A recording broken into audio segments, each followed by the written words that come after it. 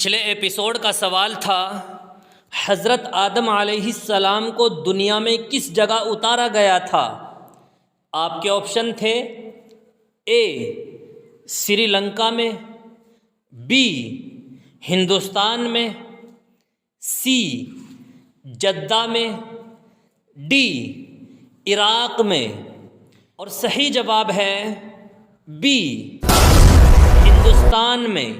حضرت آدم علیہ السلام ہندوستان میں اتارے گئے اور انتقال سری لنکا میں ہوا، اور اس سوال کا سب سے پہلے صحیح جواب جس نے دیا ہے ان کا نام ہے محمد انتخاب انصاری۔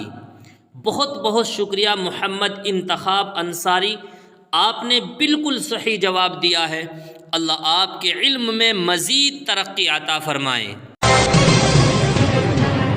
کس کافر کو حضور صلی اللہ علیہ وسلم نے بدست خود نیزہ مار کر ہلاک کیا؟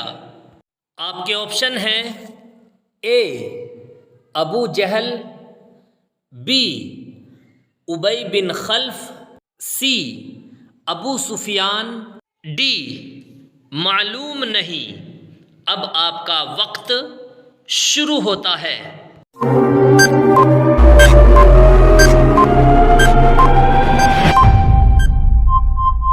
صحیح جواب ہے بی ابی بن خلف۔ ابی بن خلف مکے کے مشرکین میں سے بڑا سخت دشمن اسلام تھا۔ ہجرت سے پہلے نبی اکرم صلی اللہ علیہ وسلم سے کہا کرتا تھا کہ میں نے ایک گھوڑا پالا ہے، اس کو بہت کچھ کھلاتا ہوں، اس پر سوار ہو کر نعوذ باللہ تم کو قتل کروں گا۔ حضور صلی اللہ علیہ وسلم نے ایک مرتبہ اس سے فرمایا تھا کہ انشاءاللہ میں ہی تجھ کو قتل کروں گا۔ احد کی لڑائی میں وہ حضور صلی اللہ علیہ وسلم کو تلاش کرتا پھرتا تھا اور کہتا تھا کہ اگر وہ آج بچ گئے تو میری خیر نہیں۔ چنانچہ حملے کے ارادے سے وہ حضور صلی اللہ علیہ وسلم کے قریب پہنچ گیا۔ صحابہ کرام نے ارادہ بھی فرمایا کہ دور ہی سے نمٹا دے۔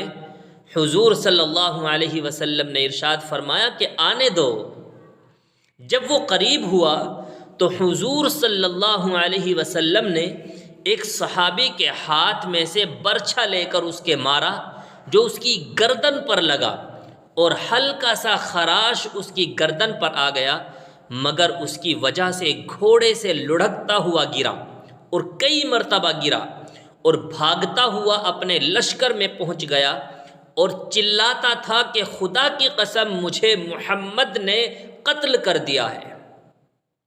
کفار نے اس کو اطمینان دلایا کہ معمولی سی خراش ہے، کوئی فکر کی بات نہیں، مگر وہ کہتا تھا کہ محمد صلی اللہ علیہ وسلم نے مکے میں مجھ سے کہا تھا کہ میں ہی تجھ کو قتل کروں گا۔ خدا کی قسم اگر وہ آج مجھ پر تھوک بھی دیتے تو میں اس سے بھی مر جاتا۔ لکھتے ہیں کہ اس کے چلانے کی آواز ایسی ہو گئی تھی جیسا کہ بیل کی ہوتی ہے۔ ابو سفیان نے جو اس لڑائی میں بڑے زوروں پر تھا، اس کو شرم دلائی کہ اس ذرا سی خراش سے اتنا چلاتا ہے۔ اس نے کہا تجھے خبر بھی ہے کہ یہ کس نے مار ماری ہے؟ یہ محمد صلی اللہ علیہ وسلم کی مار ہے۔ مجھے اس سے جس قدر تکلیف ہو رہی ہے، لات و عزیٰ کی قسم اگر یہ تکلیف سارے حجاز والوں میں تقسیم کر دی جائے تو سب ہلاک ہو جائے۔ محمد صلی اللہ علیہ وسلم نے مجھ سے کہا تھا کہ میں تجھ کو قتل کروں گا۔ میں نے اسی وقت سمجھ لیا تھا کہ میں ان کے ہاتھ سے ضرور مارا جاؤں گا، میں ان سے چھٹ نہیں سکوں گا۔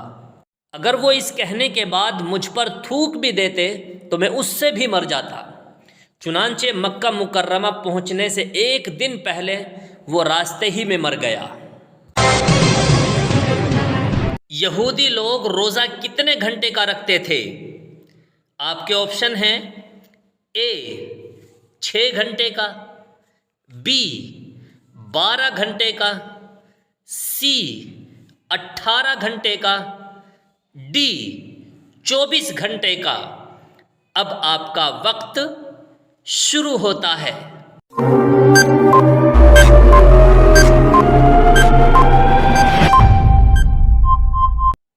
صحیح جواب ہے ڈی 24 گھنٹے کا۔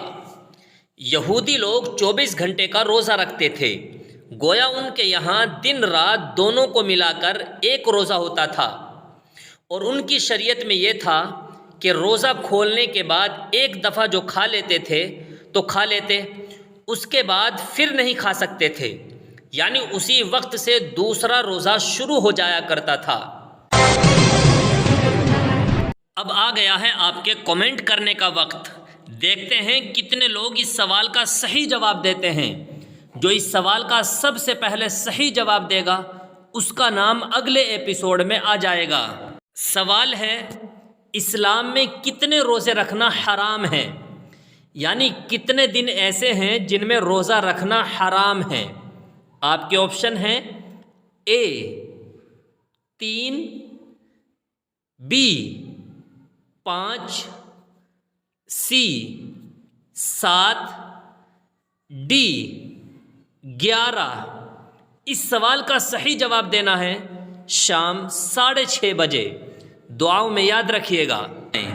ہمارے چینل پر ہر روز ایک ایپیسوڈ اپلوڈ ہوتا ہے، پھر ایک ہفتہ ہونے کے بعد اسی ہفتے میں سے ایک سوال چن کر سنڈے ایپیسوڈ میں اپلوڈ کیا جاتا ہے۔ جو بھی اس سوال کا سب سے پہلے صحیح جواب دے گا اسے ملے گا 200 روپے کا انعام۔ تو چلیے پچھلے 6 ایپیسوڈ کے جواب یاد کر لیجئے اور سنڈے ایپیسوڈ میں اس سوال کا صحیح جواب دے کر کمنٹ باکس میں ڈال دیجئے اپنا فون پے نمبر اور پائیے 200 روپے کا۔